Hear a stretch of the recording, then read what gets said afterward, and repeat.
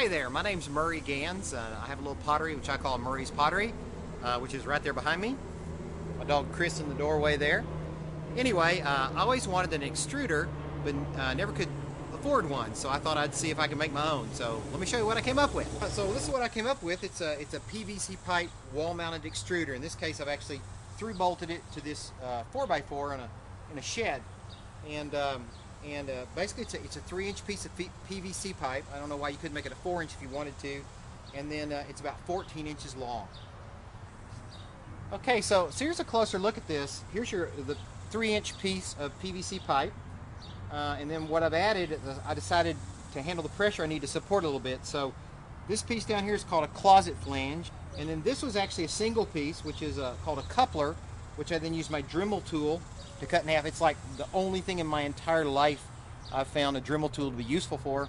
All three of these pieces go on by pressure, and then of course I've cemented them in place with a PVC cement. As you can see, I've used 1, 2, 3, 4, 5, 6, 7 really nice hose clamps to hold this in place.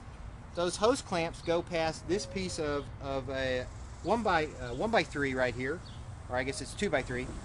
Alright, so what I wanted to do was make a hollow extrusion. So this is my first die, and then that's going to go on the extruder right here on the bottom.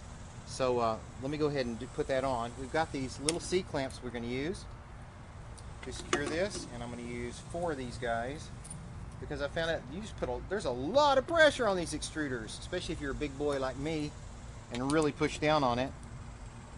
You get lots and lots of pressure on this. So let me clamp this in place. Alright, so now we've got that C clamped in place with my die under there.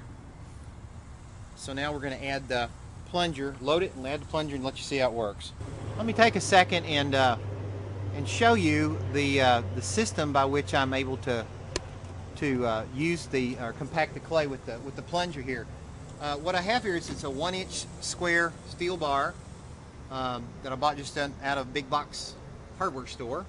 Matter of fact, all this came from Big Box hardware store. And then I tried lots of things, but this really needs to be tough here. So what I ended up buying were these big bad boys right here. This is called a grade 8 bolt. This is the hardest steel that they sell. Just ask for that at the hardware store. And as you can see, those things I've drilled a hole all the way through the 4x4 here, and the end of the bolt sticks out. And that serves as a place where the steel bar can actually go on that. So what I'm doing is I'm simply I'll push down a little bit, and then I can either use the outside of that like this, or I can come down and grab the next one. So they're spaced out a couple inches apart. You have to kind of play with their spacing to figure out what you want to do here. Alright, so I'm going to pull down now and let you see the extrusion come out of the bottom here, and you'll see what that die does. Good pull. Nice smooth pull. The first part's a little curved, but then the weight takes over. A little air bubble there, that's not good. And you get this nice extrusion like this.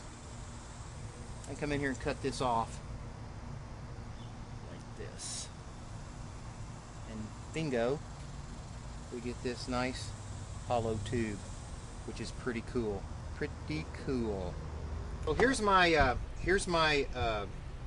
my die for the hollow tube extrusion that I did.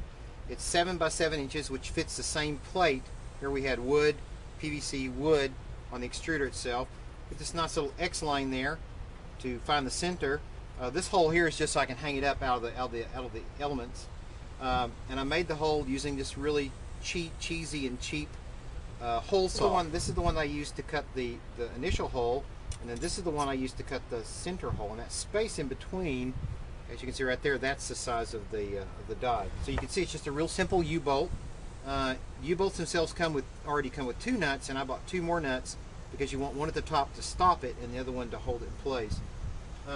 What you then do is you kind of hold this in place like this, and you kind of judge where and mark, and you put a hole in.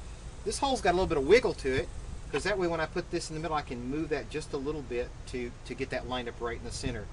Then to attach it, you just attach the other nut like this. And what I found is just use your eyeballs.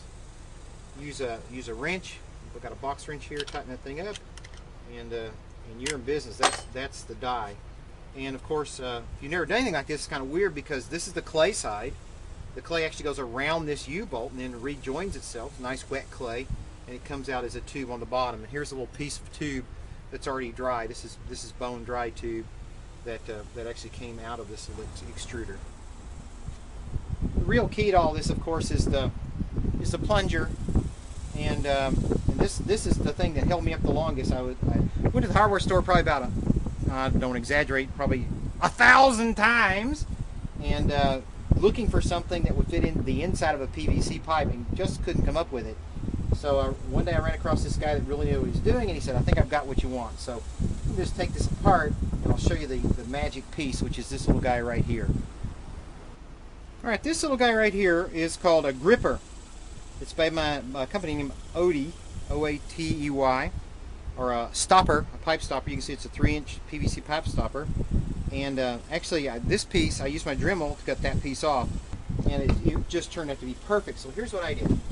As you can see, the first thing I did was I'm going to take it apart first, show you what it looks like. It's real simple. So here's take the wing nut off. Little Teflon washer there. The whole thing comes apart. And then you can see, let's play on this. You can see the two plates here are angled so that when it's really designed so that when you tighten down on this, that rubber gasket right there actually expands. But what I did was take the top and cut it small so the rubber gasket stuck out more than anything else. I didn't want it to stop, I wanted to go through. And took a couple of washers here, dropped them in there so it wouldn't torque down too far. Put that on the top and attach the wing nut. As you tighten down all the way, and you can see that little band there is going to expand, but with those washers it won't expand too far, so it will still fit in the 3-inch PVC, and it makes a really nice seal. And you can adjust the seal by adjusting the spacers that are in there. Okay, then I had to have this thing stay inside the plunger. And by the way, the plunger is actually a piece of 2-inch PVC. So there's a bolt that goes here. This is be inside. I'm gonna do it on the outside so you can see it. So there's a bolt that goes through this, and then there's a little connector guy here, which I bought again at the hardware store. It's the same throw pitch as the connector, and bingo, that goes in like that. It holds the plunger in place. So let me show you again. Pull that bolt out. Thing goes in here, goes through the eye bolt, and there's your plunger right there. It works perfectly. What I also did, just so you know, is I cut this off again using my Dremel cutoff tool. Found a lot of work use for that Dremel. Cut this bolt off so it didn't stick out and catch. The upper part of the plunger, this is a box beam, 1-inch steel box beam, and all I had to do here was cut a slot in the PVC and put another little carriage bolt through there.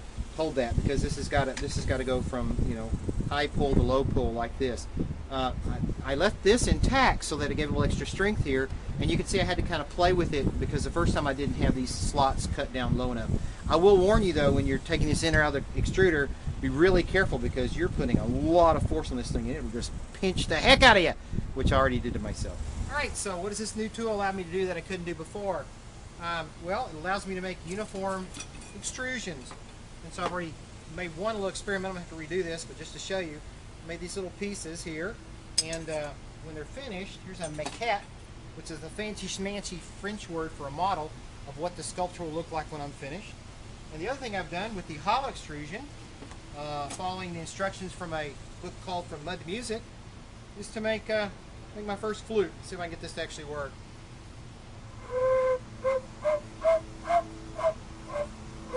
Anyway, very good.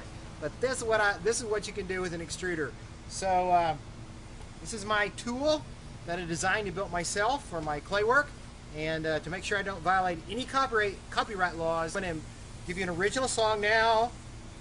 I am Murray. This is my pottery. It is Murray's pottery.